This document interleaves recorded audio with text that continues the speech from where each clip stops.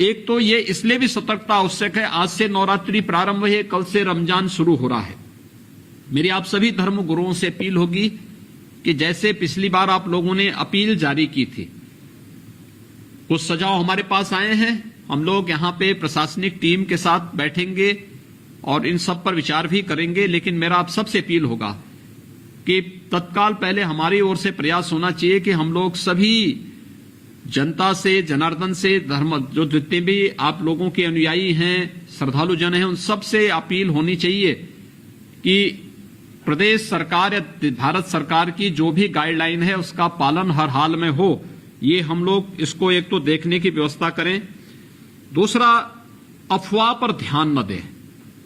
देखिए, राज्य सरकार ने और केंद्र सरकार ने हर संभव प्रयास किए हैं। आप याद करिए, जब कोरोना का पहला केस आया था मार्च 2020 में, हमारे पास उस समय प्रदेश में केवल यानी एक भी टेस्ट करने की क्षमता नहीं थी। हमने कल 2,18,000 टेस्ट कल हम लोगों ने प्रदेश के अंदर किए हैं। लगातार उसकी संख्या हम बढ़ा रहे हैं। हमारे पास लैब आज के दिन पर हैं, बड़ी बड़ी लेबोरेटरीज हम लोगों ने स्थापित कर दी है। उनकी क्षमता को हम अगले कुछ दिनों में दुगना करने की ओर जा रहे हैं। बेड्स हमारे पास जब मार्च 2020 में मामले आए थे, एक भी बेड हमारे पास नहीं था। इस समय हमारे पास पर्याप्त बेड्स हैं, लेकिन संक्रमण जितना तीव्र है उसके क्रम में सरकार ये सभी प्रयास करे, क्योंकि बेड अकेले बेड नहीं बढ़ाना है, उसमें ऑक्सीजन की आपूर्ति भी कर रही है। ऑक्सीजन की सप्लाई के लिए उस प्रकार के इक्विपमेंट भी लगाने, एक दिन में नहीं लग जाएंगे। वेंटिलेटर लाना है तो वेंटिलेटर लाना ही नहीं है, वेंटिलेटर एचएफएनसी के लिए उस प्रकार का ट्रेन मैन पावर भी होना चाहिए।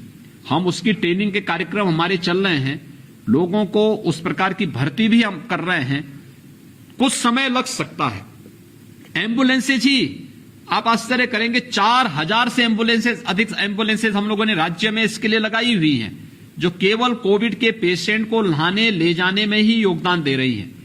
लेकिन हो सकता है कहीं पर कोई समस्या हो सकती हो और उसी को लेकर के मीडिया एक अफवाह फैलाने का प्रयास करे, तो किसी भी अफवाह में आए बगैर हम लोगों को राज्य की व्यवस्था के साथ जुड़ करके इन पूरे में अपना योगदान दे। अगर हम लोग देंगे, आप लोग देंगे, तो मैं फिर कह सकता हूं कि जैसा बेहतर प्रबंधन आदरणीय राज्यपाल महोदय के मार्गदर्शन में हम लोगों ने प्रदेश के अंदर पिछली बार प्रस्तुत किया था, राज्य सरकार उसको फिर से प्रस्तुत करने और उसको आगे बढ़ाने में सफल होगी।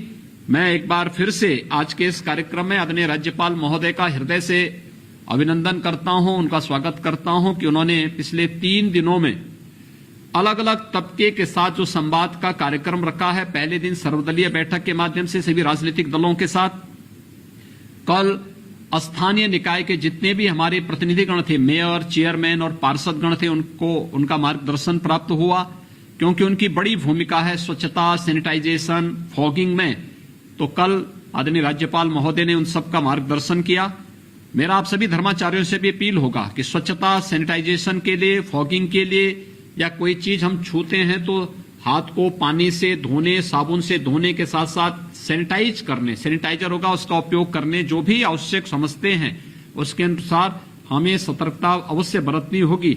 ये मेरी आप सबसे अपील होगी। और आज आप सभी पूज्य संतों के साथ आदरणीय राज्यपाल महोदय का सानिध्य हमें प्राप्त हो रहा है। मैं उनका एक बार फिर से हृदय से स्वागत करता हूं, अभिनंदन करता हूं। आप सभी पूज्य संतों का, धर्मगुरुओं का, धर्माचार्यों का हृदय से अभिनंदन करता हूं, आभार व्यक्त करता हूं और विश्वास करता हूं कि आप सबका सहयोग पिछले 1 वर्ष से या सरकार को पिछले 4 साल से सरकार चल रही, सरकार के हर कार्यों के साथ आप सभी पूज्य संतों का, धर्मगुरुओं का सानिध्य प्राप्त हुआ है और ये फिर से प्राप्त होगा।